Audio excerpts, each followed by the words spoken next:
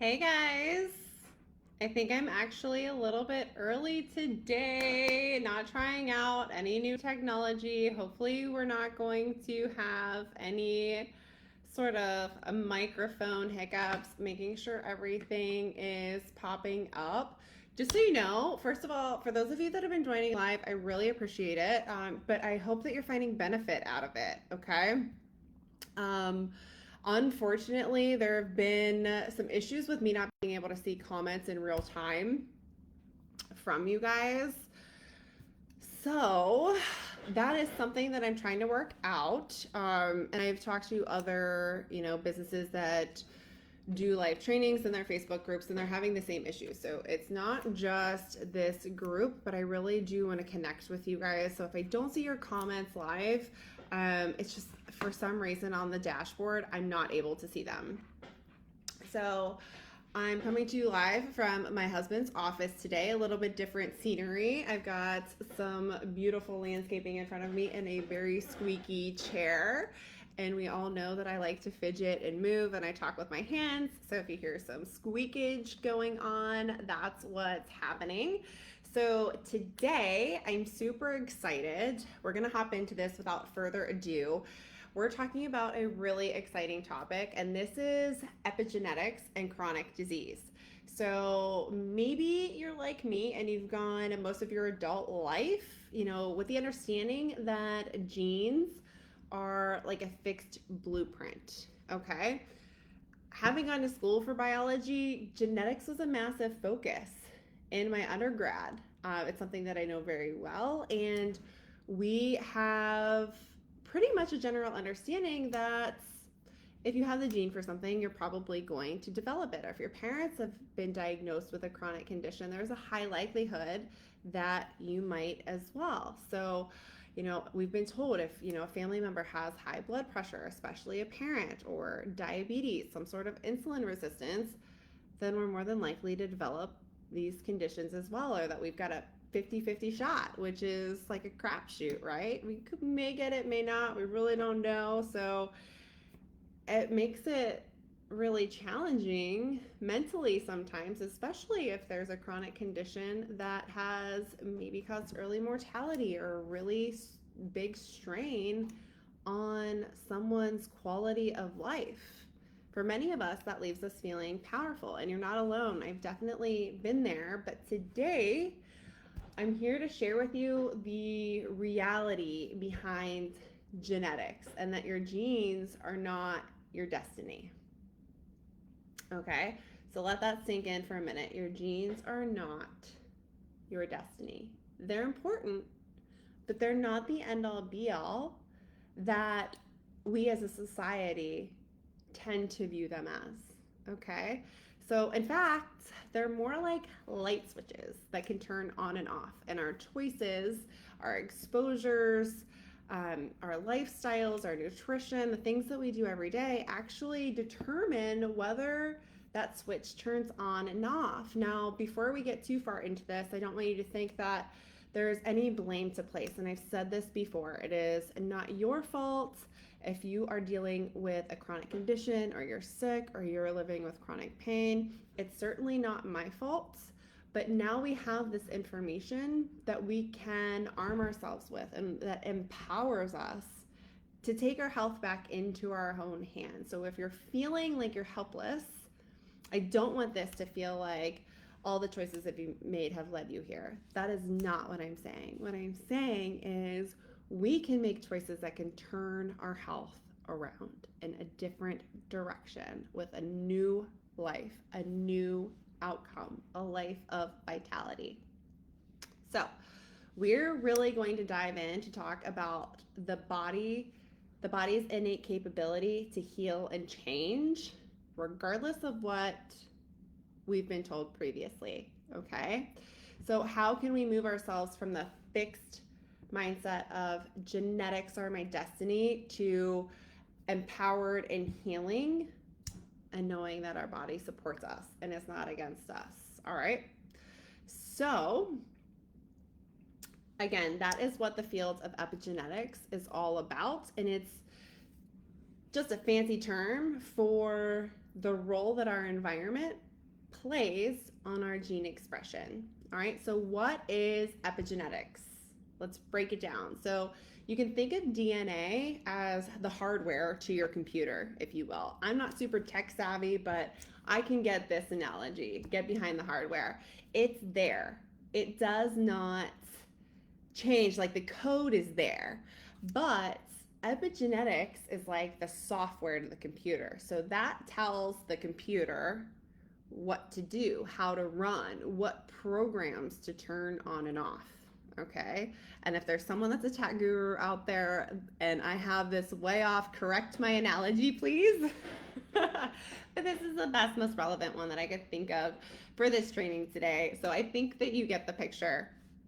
If the software is running well, our body is in balance and it's in healing mode. But if the software gets overloaded or gets a virus, it's got, not handled correctly, or we've got in our lives, poor nutrition, toxins, traumas, the wrong programs run. And then chronic disease shows up in our lives. Okay? So same concept. We can't change our DNA, but we can change how it expresses itself. So just because we have the gene does not always mean that it's going to be turned on. And if we have the ability to turn it on, then we have the ability to turn it off, which is amazing. It's so empowering and it's super, super exciting. So if you've ever thought this is just how my body is, or I've learned to live with it, there are no answers, this is in my family history, it's no one's fault, but it's not what you're destined to be, the life that you're destined to have. So if that was you, or if maybe that's you right now, trust me, I get it. There was a point in time where I did not see a light at the end of the tunnel, and I thought, well, maybe I'm destined to live a life of pain. And it's interesting because I was the first one in my family to be diagnosed with migraine, hypermobile Ehlers-Danlos syndrome, POTS, mast cell activation, right? All of these things are genetic, supposedly, and yet, to my understanding, no one in my family has developed these conditions. So that's super interesting as well. But let's look into how epigenetics impacts chronic disease or relates to chronic disease. And one of the biggest, I don't want to say red flags because it's not a red flag, but one of the clearest pieces of evidence that we have to prove the field of epigenetics and that these, this theory is accurate is migration studies. So what happens in a migration study is we study the health outcomes and disease risk of a certain population, and then we reanalyze that risk when they move to a new population. So for instance, when people move from countries with relatively low rates of chronic disease, like Japan, and they move to places like the United States, their risk of heart disease, obesity, and cancer rises sharply in just 1 to 2 generations.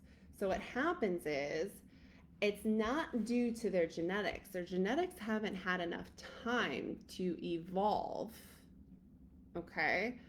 But what has changed is their environment, their exposures, new activities, new eating patterns in particular. All right.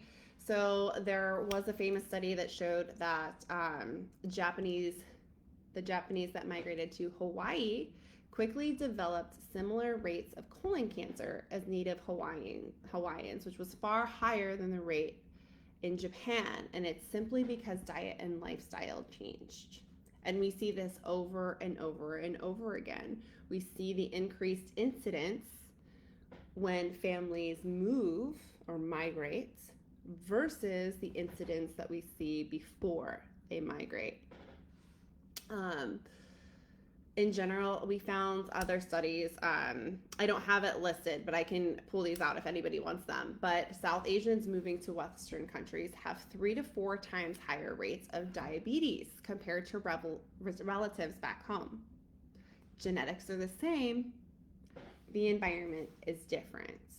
So, all of these studies go to show that our environment, our nutrition, our exposures are actually more impactful than our genes, because if our genes were the end all be all, if our genes are what determine whether or not we absolutely did or did not develop a condition, then if we had the gene, we would automatically develop it every single time. But that's not the case, okay? So chronic diseases like diabetes, autoimmune disease, migraine, all of these things, even cancer, heart disease, are heavily influenced by epigenetic changes. So what can we do? Number one is, I'm going to start with this. It's actually not on my list of things, but number one is always, always, always mindset. So if we continue to believe that we're destined to have a specific outcome based on our genetics, then how can we produce any other results, right? If that is constantly our focus, then that's what we're going to bring into our reality. On the flip side, if we focus on our body's capability to thrive and to heal and to live a pain-free life, and our ability to make choices that nourish our bodies and to support health, then we're going to see a wildly different result than if we threw caution to the wind because we just believe it was up to our genetics, right? So mindset around dis-ease in the body itself. All right, number 2 is stress. So we know that stress causes inflammation, and inflammation in the body influences our gene expression. So how can we reduce our stress? And I know it's so much easier said than done, right? Like, we've all tried it. I try it with my little ones, and even this morning I was like, I told my 4-year-old, I was like, you better knock it off, because we are at the breaking point, okay? We're leaving for school. We're on the brink. This is not an appropriate reaction to dropping your gum, okay?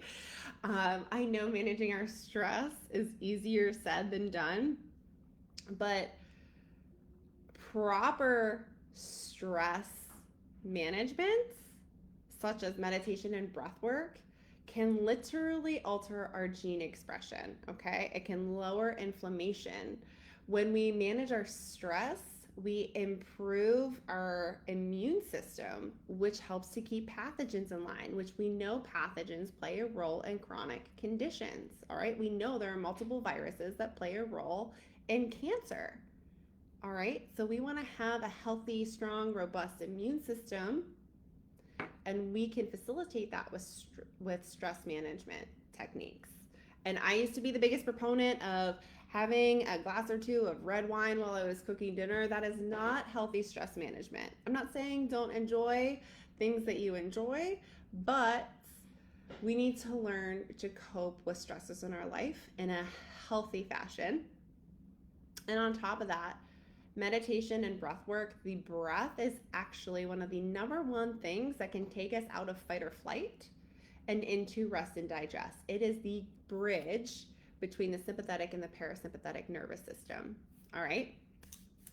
So along with that, resolving traumas and really coming to terms with things that have happened in the past, and they don't even have to be big traumas, but things that really impacted you. If you've stored that energy, releasing that stress and working through that as well. And finally, one of the just as big as mindset, is nutrition. The way we nourish our body can either increase inflammation or it can reduce inflammation and reduce our risk of developing or worsening chronic disease, and even help us to reverse it. And usually this is where people start.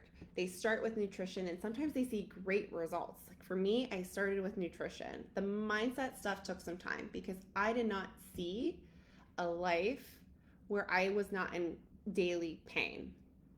Okay? But